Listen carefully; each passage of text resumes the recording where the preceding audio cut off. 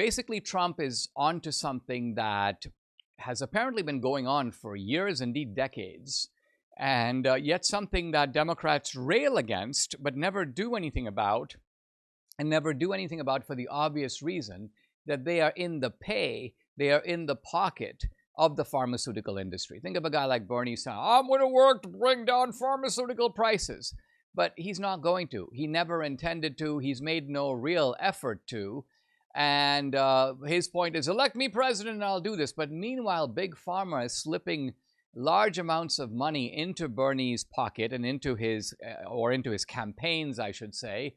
And so this is, by the way, not simply a problem with the Democratic Party. They're Republicans too. Big Pharma is, as Trump himself said, one of the most, maybe the most powerful lobby in Washington. They own the U.S. Congress. It may be an exaggeration, but if it is, it's only a slight exaggeration.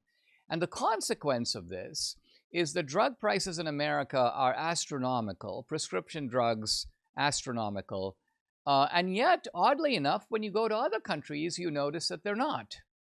You go to Canada, and you notice that prices for drugs are much lower. You go to Europe. Trump gives a very Trumpian example. He says, and I'm now paraphrasing, but you'll get the gist of it and also the humor of it. Trump goes, "Well, I know this guy. He's a really rich guy, but he's also extremely fat." And he goes, as a result, he's taking like the fat medication and the fat pills. And he goes, the fat guy, who's also a smart guy, he goes, calls me from London. And he goes, what the heck? He goes, my fat treatments in London are like $88, something like that. And my fat treatments in America are like $1,300. And being a business guy, he's asking Trump, like, what's going on? And of course, Trump figures it out.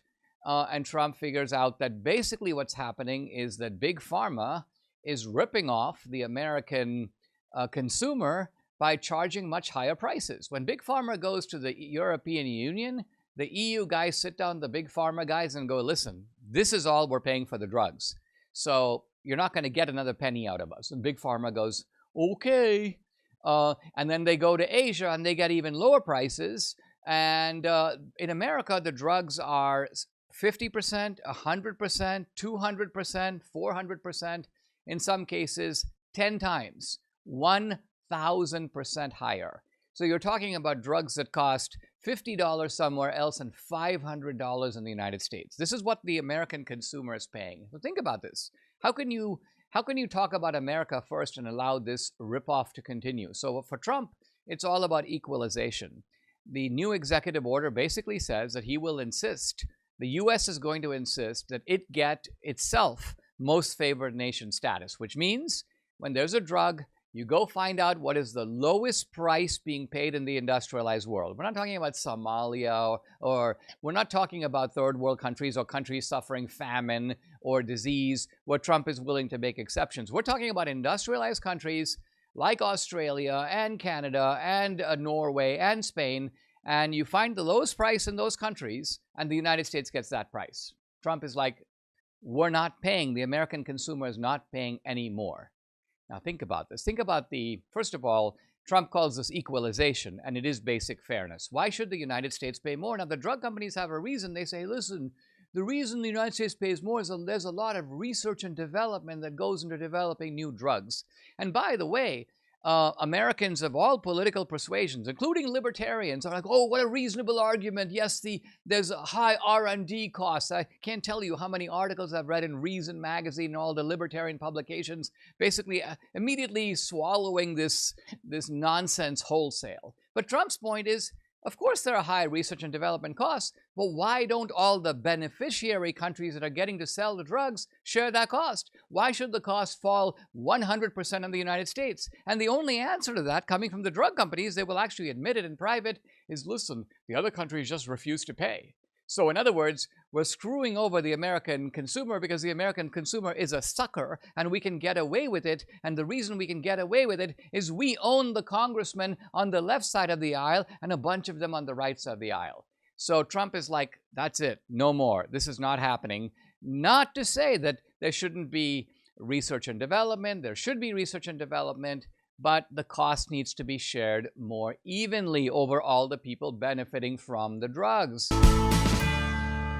You've heard me talking a lot about the Juvent micro impact platform these last few months and how Debbie and I have made it a part of our daily lives. But let me tell you why we're sticking with it. It's more than just a pain solution, it's an investment in your future. Juvent is an FDA registered, designed to safely support your bones, joints, and overall mobility, all in just 10 to 20 minutes a day from the comfort of your home. If you've been around, you've heard me list all kinds of incredible benefits that you'll notice once you start using the Juvent platform, but better balance, improved posture, reduced inflammation are a few more that I haven't mentioned yet. All things that are critical as we age. Forget the shake plates. This is smarter, safer technology. There's a 6-week risk-free trial, financing options, and a $300 discount with code Dinesh at checkout. Go to juvent.com/Dinesh. Give yourself the gift of real, lasting health. Juvent will help you keep up with the people and activities you love most. Once again, go to juvent.com/Dinesh.